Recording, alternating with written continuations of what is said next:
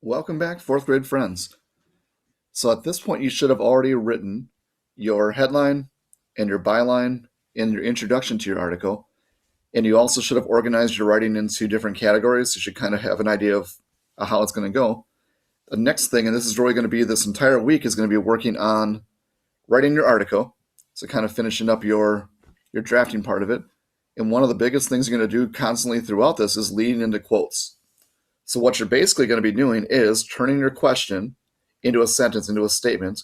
So you're going to delete the question when you're done with it. And basically what you're trying to do with your leading into a quote is giving the readers a preview about what's to come. So you're trying to give them kind of a sneak peek about what they're going to talk about, and then let the quote do all the talking for you. So don't give too much away with previewing it. And then how you do this, kind of outline all this. So when you're actually writing a quotation about what the person said, first, you're going to hit the tab button by indenting. Then you're going to begin with a quote. You're going to start with a quotation mark. After the first sentence, you're going to put a comma followed by the quotation mark, and then he said, she said, and their last name said with a period. If the conversation continues, that the quote continues, you're going to put another quotation mark, and at the very end, you're going to put a period and a quotation mark. If you have a really long one for number 4, you're going to be doing is basically breaking it into 2 different paragraphs. So at the end of the first paragraph, you're just going to put a period and not have a quotation mark. And then you're going to start the next paragraph by indenting and then starting with a quotation mark. And then everything else is just the same. So here would be some examples of at least the quotation mark part of it. So if we look at this one right here that I have, I'll highlight this for you so you can see what I'm talking about. So we start off by hitting tab by indenting. Then you have a quotation mark. And then I'm going to say the first sentence. I'm going to end it with a comma, quotation mark. And then he said or she said, or you can put their last name, Kraft said. You want to use their last name because they're adults. Then you put a period. Then continue the quotation by putting in another quotation mark and writing the rest of the quote there with a period and a quotation mark.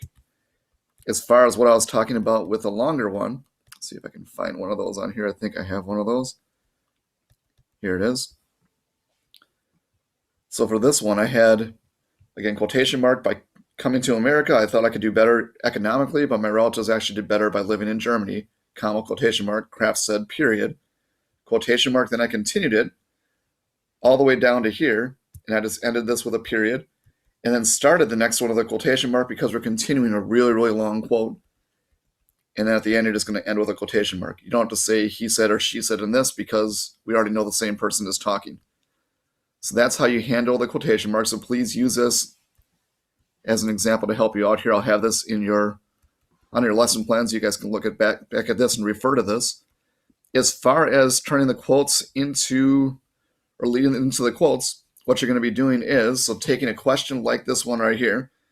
I asked Rudy Kraft, I asked him, what was life like in the Hitler Youth Camp? And then I led into it. So I turned this, instead of a question, I made it into a statement.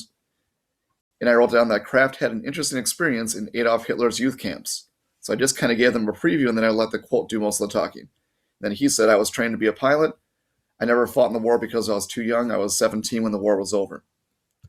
Another example of this would be, my question was, who else did you know that was in the war? And I changed this into, he wasn't the only one fighting for Germany in World War II. We could even probably change this to, he wasn't the only one fighting for Germany. Maybe I could change this to in his family in World War II. And then start giving kind of a preview, like who else they want to know. And then we go into the quote of, I had 2 brothers and 1 brother-in-law died fighting for Hitler, Kraft said. And then the next one again, how did you move from East Germany to West Germany? So he was going from an area that was very much like communistic to a more free area with West Germany. And then I led this into it by saying after the war, Kraft mentioned how he moved from East Germany to West Germany. And then he goes into, it was fairly easy to move during 1946. I moved during the day, but security was tightened up a lot during the next couple of years. So again, you're just kind of giving the readers a preview of what's to come.